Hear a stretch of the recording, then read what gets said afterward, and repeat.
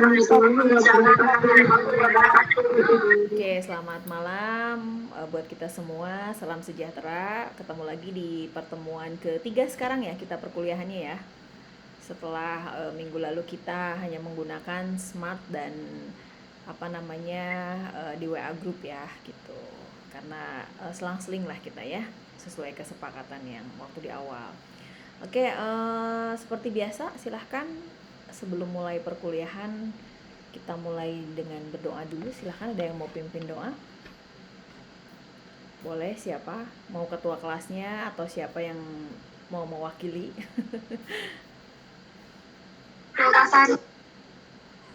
Oh, ketua kelas aja katanya. Tetap ya, ketua kelas lagi gitu ya. Ya, Bang.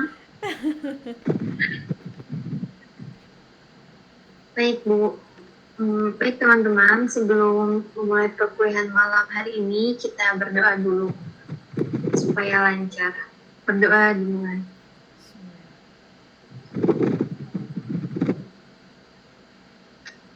Berdoa selesai.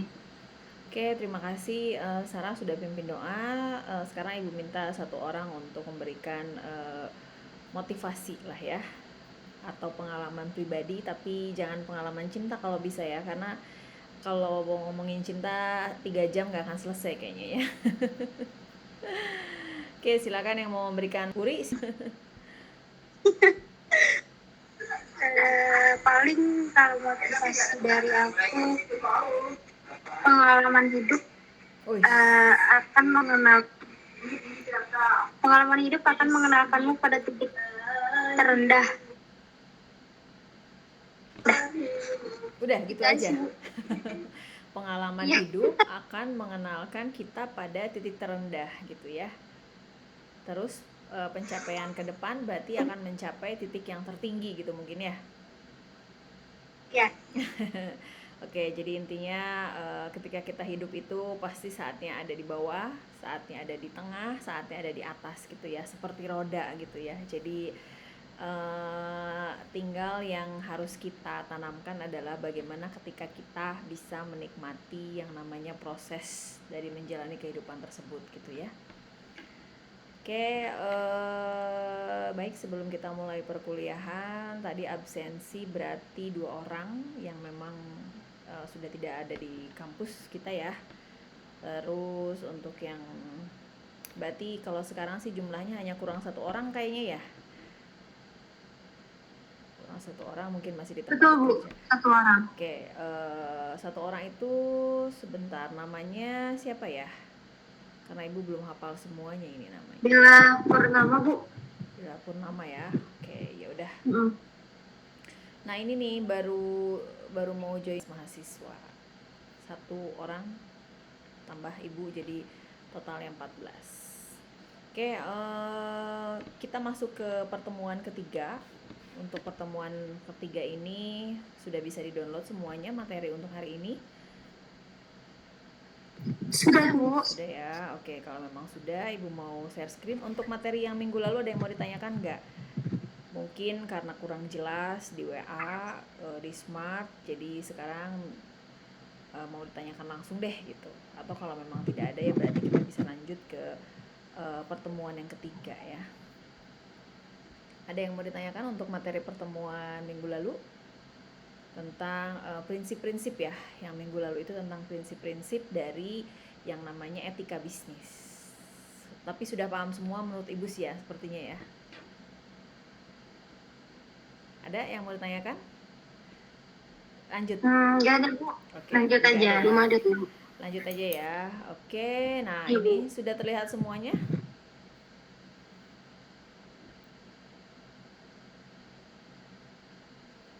PowerPoint yang Ibu tampilkan sudah terlihat semuanya?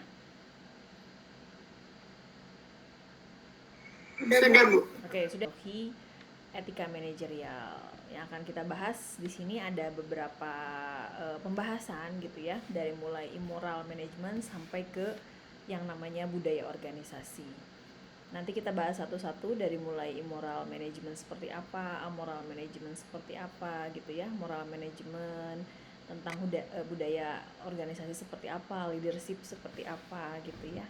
karakter individu dan strategi performasi dan lain-lain. Nah, kita lanjut yang pertama. Di sini ada immoral management. Immoral management itu adalah tingkatan terendah dari model manajemen dalam menerapkan prinsip-prinsip etika bisnis. Biasanya kalau manajemen yang memiliki tipe seperti ini sama sekali tidak mengindahkan apa yang dimaksud dengan moralitas. Jadi orangnya itu mungkin dalam organisasinya, baik internal ataupun eksternalnya, dia cuek gitu ya, acuh tak acuh aja, karena dia tidak menerapkan prinsip-prinsip etika bisnis secara dalam artian tidak mengindahkan yang namanya moralnya. Itu namanya immoral management. Kalau amoral management tipe ini adalah bukan tidak tahu sama sekali gitu ya tentang etika atau tentang moral itu, tapi pada tipe amoral ini biasanya ada dua kemungkinan. Yang pertama biasanya amoral yang memang dianggap kurang peka gitu ya, ketika seorang manajer dalam memimpin organisasinya itu biasanya tidak atau kurang peka gitu ya, atau bisa jadi sebetulnya memahami adanya aturan etika gitu yang harus dijalankan, tetapi terkadang atau sengaja bisa saja mereka itu melanggar yang namanya etika tersebut gitu. Untuk apa? Atau berdasarkan apa? Berdasarkan pertimbangan-pertimbangan yang memang mereka harus lakukan gitu, seperti itu. Yang ketiga adalah, nah ini moral management. Kalau moral management itu lebih kepada tingkatan tertinggi dari penerapan nilai etika atau moralitas dalam bisnis gitu ya, terutama menyangkut hubungannya dengan moral management gitu. Jadi kalau misalnya dalam moral management itu biasanya nilai etikanya, moralitasnya itu diletakkan pada level standar tertinggi gitu. Oke, sampai sini ada yang mau tanyakan tidak? Sebetulnya kalau perbandingan dari tiga itu, amoral, immoral, dan moral management itu yang paling baik yang mana?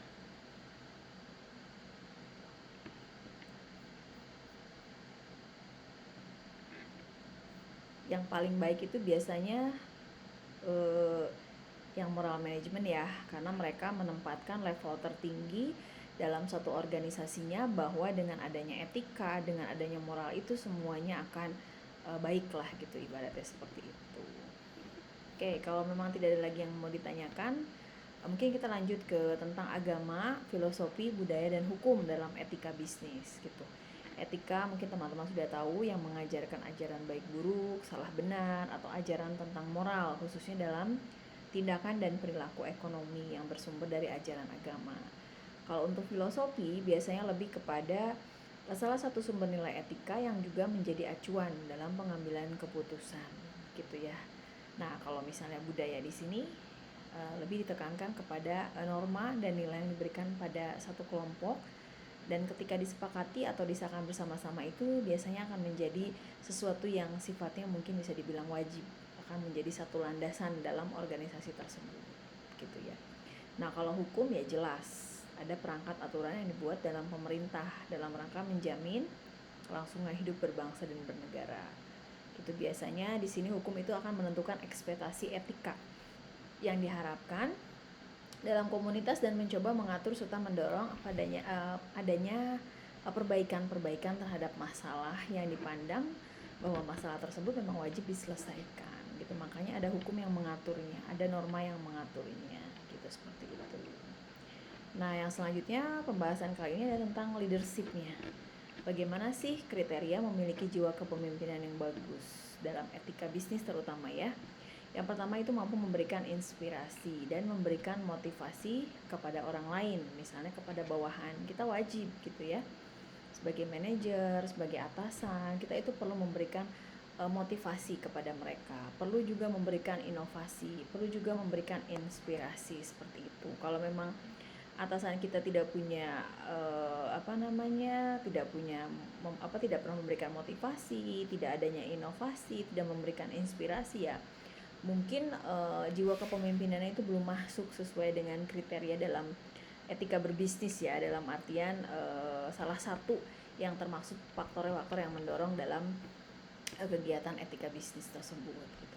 Yang kedua adalah memiliki kemampuan yang membuat orang lain merasa segan, sehingga ketika kita berada dalam sebuah organisasi ataupun perusahaan itu akan disegani oleh banyak rekan kerja gitu. Jadi ketika pimpinan tersebut memang eh, punya kemampuan gitu ya, punya wibawa gitu, biasanya bawahan pun akan merasa segan atau rekan kerja kita pun akan merasa segan terhadap pemimpin kita, terhadap manajer kita, misalnya seperti itu. Nah, yang selanjutnya adalah memiliki kewibawaan dan kebijaksanaan sehingga selain mampu menyelesaikan masalah juga tetap disegani oleh para bawahannya. Ini dalam moral manajemen ya, dalam kriteria yang memiliki jiwa kepemimpinan dalam etika berbisnis. Oke, sampai sini ada yang mau ditanyakan sebelum kita lanjut ke budaya organisasi? Ibu, Sally izin bertanya. Ya, boleh. Nah, kadang kan customer itu banyak ya Bu, yang nanya-nanya sampai kayak ke rahasianya gitu loh Bu. Kayak misalnya beli di mana, dari sananya berapa, itu tuh termasuk tidak mempunyai etika dalam bisnis bukan sih Bu? Oke, kalau misalnya hal tersebut bisa terjadi gitu, memang ada beberapa tips atau rahasia perusahaan yang memang tidak boleh diinformasikan kepada konsumen gitu, apalagi kalau memang itu menyangkut bisnis kita lah, menyangkut usaha kita gitu. Nah, apakah Sally melanggar pada saat hal ini terjadi, misalnya seperti itu? Ya, kalau menurut Ibu sih, selama Sally bisa memberikan informasi, selama Sally bisa memberikan terutama informasi ya kepada pelanggan kita tentang belinya di mana, misalnya harga dari sananya berapa gitu, secara ya sebaik mungkin, di cover sebaik mungkin sehingga tidak mengecewakan konsumennya, yaitu sebetulnya tidak melanggar etika. Tetapi kalau misalkan memang Sally semuanya dari A sampai Z semuanya diceritakan, sampai bahan rahasianya pun diceritakan, atau sesuatu yang menurut perusahaan Sally itu harus dirahasiakan Sally ceritakan, yaitu bisa jadi melanggar etika gitu, karena setiap kegiatan atau setiap yang kita lakukan, mau kita punya profesi, mau kita sebagai konsumen, mau kita sebagai mahasiswa, itu semuanya ada kode etik yang mengatur di dalamnya gitu loh. Kita tidak bisa menyalahkan konsumennya rewel nih nanya segala macam, nggak bisa.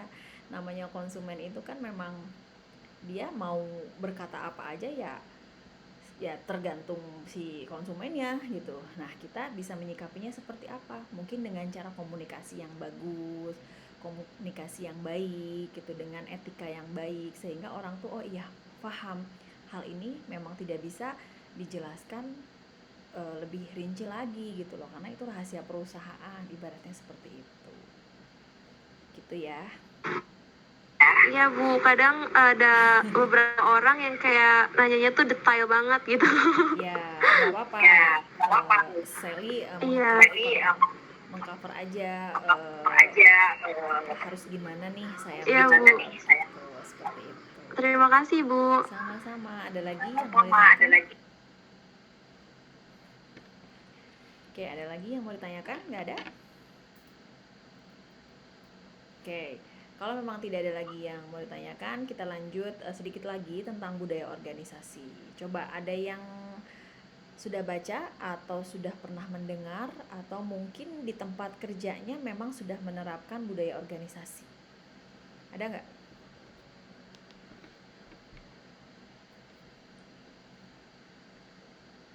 Ada nggak? Coba.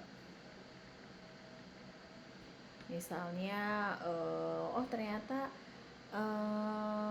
saya kebiasaannya seperti ini, saya sikapnya seperti ini, saya masuk kerjanya seperti ini. Nah, itu adalah semuanya itu bisa dikatakan sebagai budaya. Jadi di mana budaya organisasi itu biasanya lebih kepada pola yang diterapkan ya oleh setiap perusahaan atau setiap anggota perusahaan atau setiap karyawan, yang memang bisa dimulai dari sikap kita, dari perilaku kita, dari sopan santun kita, dari apa yang kita lakukan. Itu biasanya seperti itu kurang lebihnya gitu.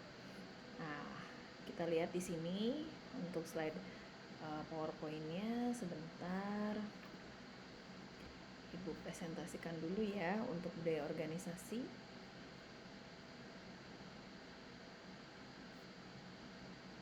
Sudah terlihat semuanya? Belum Bu.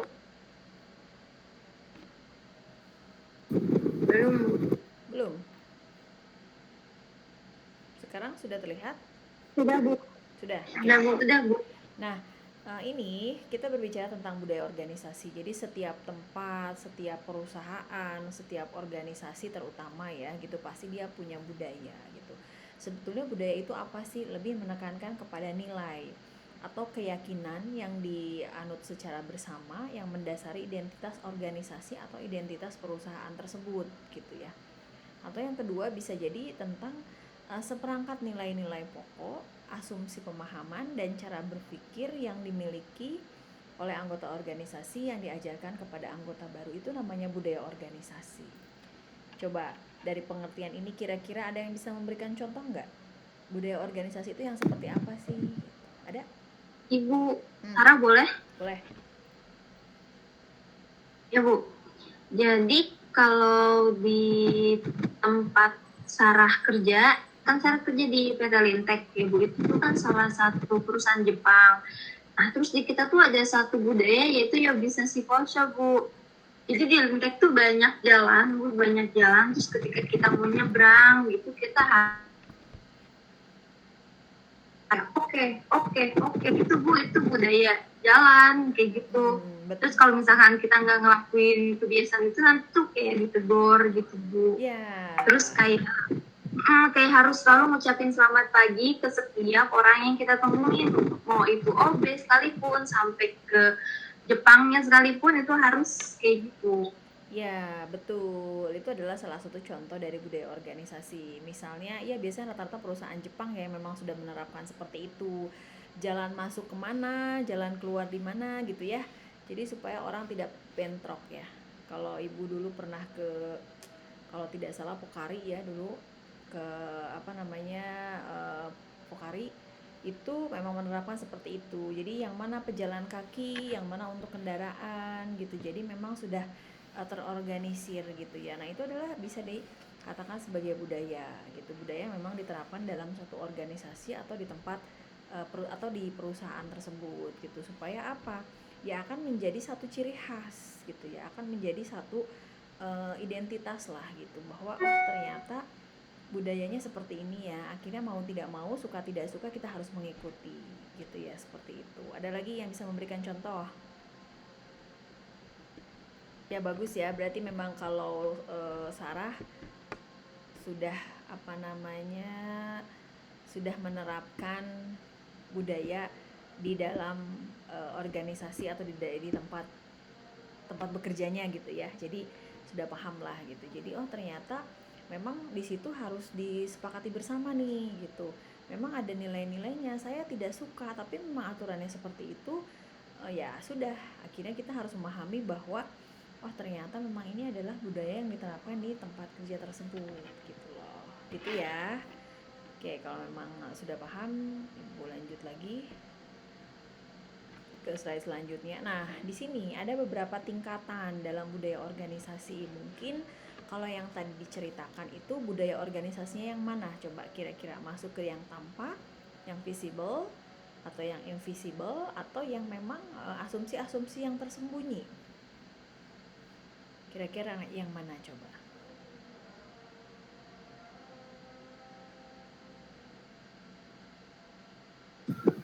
Yang visible bukan Bu? Nah, betul, budaya organisasi yang tampak, yang visible. Karena ini salah satu contohnya mungkin kalau tadi kebiasaan berjalan misalnya. Nah, berarti orang jelas atau budayanya itu jelas. Kita bisa melihat bahwa ternyata aturannya seperti ini ya gitu. Atau yang bukan cara jalan, misalkan dari cara berpakaian atau simbol-simbol fisik atau dari seremonial seperti apa atau tata ruang kantor seperti apa, itu menunjukkan budaya organisasi secara visible.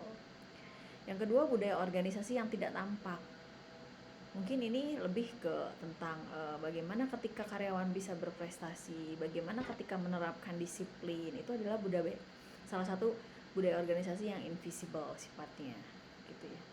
Yang ketiga adalah keyakinan yang paling dalam atau asumsi yang tersembunyi. Biasanya menganggap bahwa atasan itu tidak pernah salah, anak buah itu selalu salah. Ada yang di tempat kerjanya seperti ini? Budaya yang terjadi kayaknya saya salah terus bekerja, udah bener disalahin lagi, udah bener disalahin lagi, atau misalkan benar-benar menganggap bahwa konsumen kita atau pelanggan kita itu adalah raja. Ada nggak yang menerapkan seperti itu? Banyak sepertinya ya, karena memang zaman sekarang itu bukan lagi kita membuat satu produk, tetapi kita melihat apa yang dibutuhkan dan apa yang diinginkan oleh konsumen, akhirnya kita membuat produk tersebut gitu loh. Zaman dulu kan kita membuat produk A, kita jual A gitu ya, ke konsumen jual A. Tapi kalau sekarang konsumen membutuhkan A, B, C, D, E, F, G sampai Z. Nah, si perusahaan itu harus membuat apa yang memang dibutuhkan oleh konsumen dari A sampai Z gitu loh. Jadi sekarang sudah berbalik ya, seperti itu. Oke, ada lagi yang mau ditanyakan atau disampaikan? Kalau tidak ada, kita bisa lanjut ke slide selanjutnya. Oke, Ibu rasa tidak ada ya. Lanjut, Bu. Oke, lanjut ya. Nah, ini bagaimana ketika budaya ditanamkan dalam organisasi gitu. Biasanya bisa menggunakan visi misi atau nilai-nilai gitu ya, atau dengan adanya filosofi, atau misalnya mendesain ruang kantor, bangunannya seperti apa, lingkungan yang harus diciptakan seperti apa gitu ya.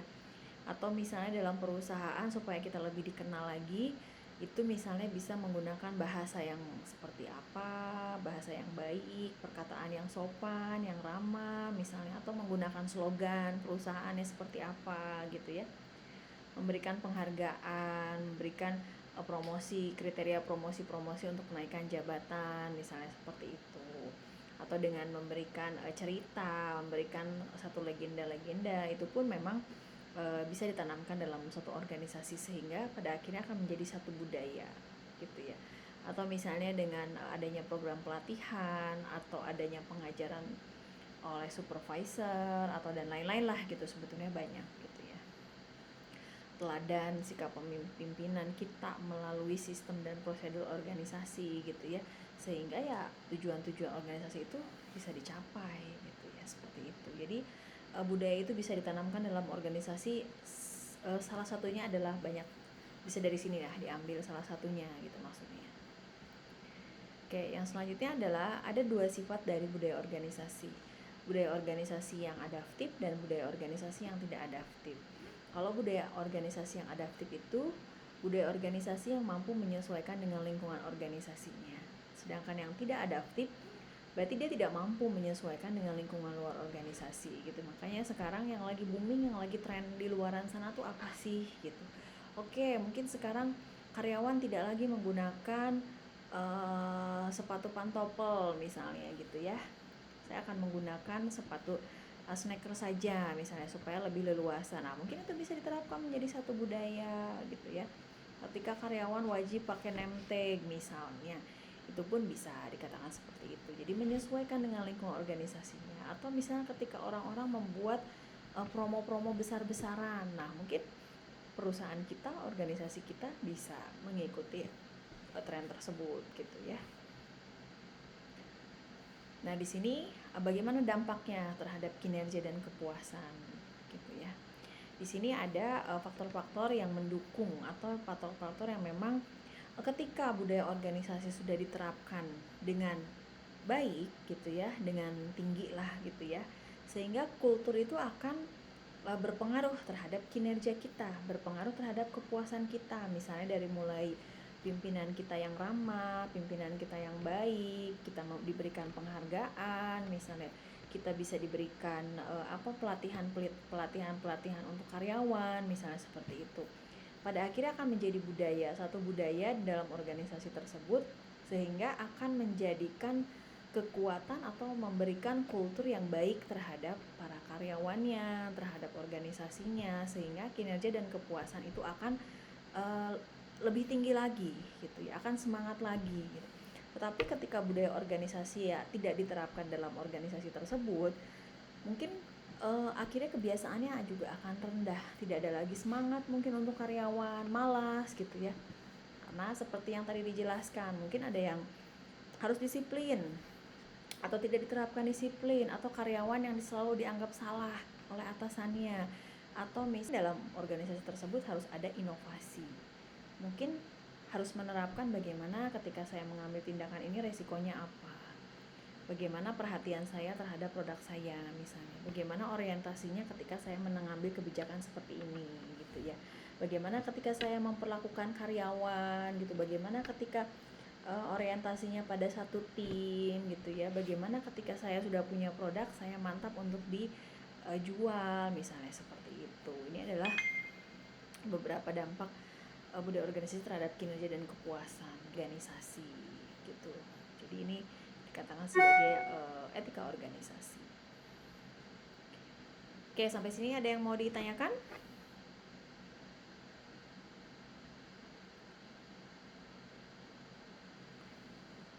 Oke, kalau memang belum ada Bu. Belum ada ya. Kalau memang ada, Bu. Tidak ada yang mau ditanyakan, kita lanjut ke bagaimana sih ketika kita ingin mengembangkan etika di tempat kerja kita. Gitu. Yang pertama, menerapkan tingkah laku etis. Bagaimana ketika kita bersikap atau sebagai pimpinan gitu ya, sebagai karyawan itu harus seperti apa, tingkah laku yang etis itu seperti apa, bagaimana penerapannya gitu. Itu pun salah satu bisa merupakan proses pengembangan etika kita di tempat kerja gitu ya. Nah, mungkin yang kedua, ada beberapa perusahaan yang memang dia akan menyeleksi awal gitu ya, akan melakukan penyaringan gitu, dari mulai bagaimana ketika orang itu kompeten, bagaimana ketika penerapan disiplin dan lain-lain gitu ya. Yang ketiga adalah mengembangkan kode etik. Mungkin lebih diterapkan lagi kode etik sebagai karyawan itu seperti apa, mungkin diberikan pembekalan, mungkin diberikan pelatihan seperti itu ya, sehingga pada akhirnya setiap karyawan dalam perusahaan tersebut bisa mengembangkan etikanya di tempat kerjanya gitu loh. Memberikan dukungan terhadap perilaku dan menerapkan etika dalam praktek sehari-hari gitu. Nyambung dengan tadi budaya organisasi gitu ya, seperti itu. Oke, ini mungkin untuk tugas kelompok. Kalau ini sih karena sedikit, mungkin tidak mungkin dibuat 5 orang ya. Kalau untuk kelas ini mungkin cukup 2 orang saja. Pembagian kelompoknya nanti kita mulai di pertemuan ke-5 sampai pertemuan kita bisa selang-seling lah kalau untuk kelas ini karena memang jumlahnya sedikit ya gitu. Jadi nanti buat kelompok 2 orang. Ibu, maaf, tapi pasti ada satu yang 3 orang Bu, karena kan ada 13. Gak apa-apa. Masih gak apa-apa ya Bu. Daripada dia 1 orang kan kasihan ya, apa siap 1 orang? Iya. Dari Kak Nurmailani sama Fatia bertiga boleh ya Bu? Ya udah, bertiga berarti ya kalau gitu. Nah, nanti mencari bahan referensinya dari banyak sumber data, silahkan cari RPS-nya di di Smart IDB gitu ya. Nanti silahkan materi yang mana yang akan dipilih, pembagian materinya nanti didiskusikan, mungkin bisa dengan sistem acak gitu ya, atau sistem seperti arisan gitulah, banyak supaya adil. Nah, kita mulai dari pertemuan ke-5 sampai ke-14, mungkin bisa jadi nanti Ibu masuk ke pertemuan 5 presentasi, nanti masuk ke pertemuan 7 presentasi lagi gitu ya. Tergantung nanti kita didiskusikan gitu. Nah, pengumpulannya wajib semuanya 2 minggu ke depan. Tapi yang tampilnya, yang presentasi PowerPoint-nya nanti disesuaikan saja gitu. Ini untuk tugas hari ini. Jadi silakan ketua kelas membagi kelompok, memberikan data ke Ibu nanti berikut dengan materi-materi yang akan disampaikan gitu.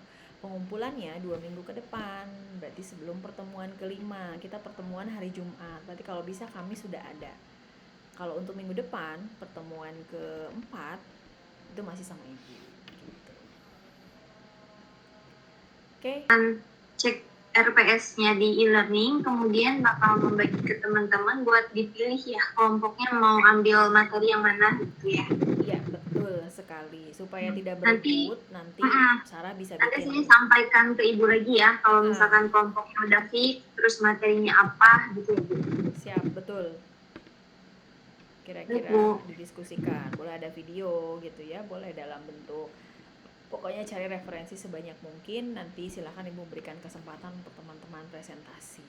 Kalau memang Bu, saya sanggup Bu 1 orang kelas ini, ya sudah, lebih bagus lagi. Gimana? Mau 1 orang atau mau 2 orang? 2 orang aja Bu. 2 orang aja Ibu. 2. Oke, kalau memang 2 orang, tapi tetap ya kita harus gantian supaya semuanya diberikan kesempatan untuk berbicara, oke? Iya Bu. Oke. Oke, Bu. Sip, materi hari ini ada yang mau ditanyakan atau yang dirasakan di kantornya, di tempat kerjanya, mungkin ada masalah tentang etika atau ada sesuatu yang mengganjal, silahkan bisa ditanyakan, bisa didiskusikan. Kalau memang tidak ada, mungkin bisa disudahi pertemuan malam ini. Ada yang mau tanyakan dulu?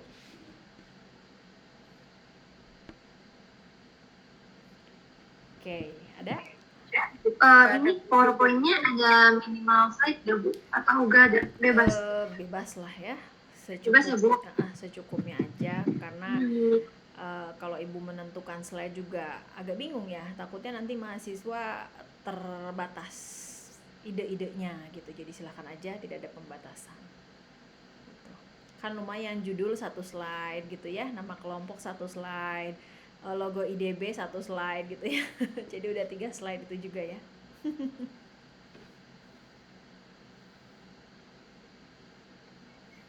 Ibu, kalau dikumpulnya tetap di e-learning?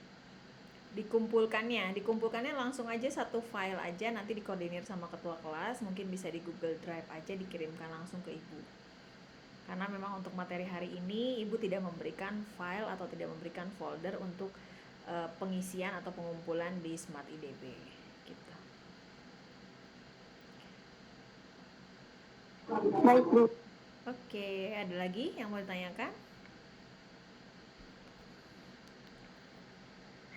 Sudah cukup jelas Bu. Sudah cukup jelas ya. Oke, kalau memang tidak ada lagi yang mau ditanyakan, seperti biasa kita foto dulu sebagai kenang-kenangan atau sebagai bukti kalau kita melakukan perkuliahan hari ini.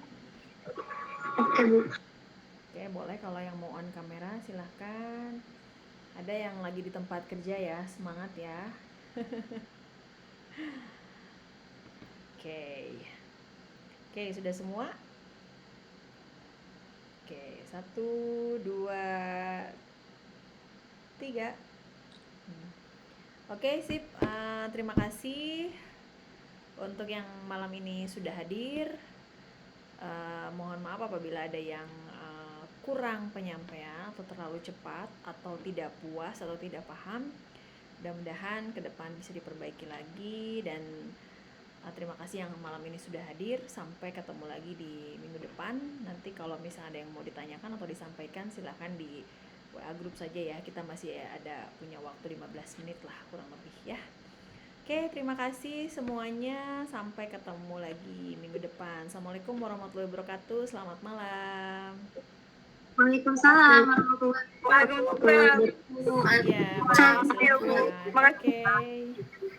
Terima oke. kasih ya Bu. Sama-sama.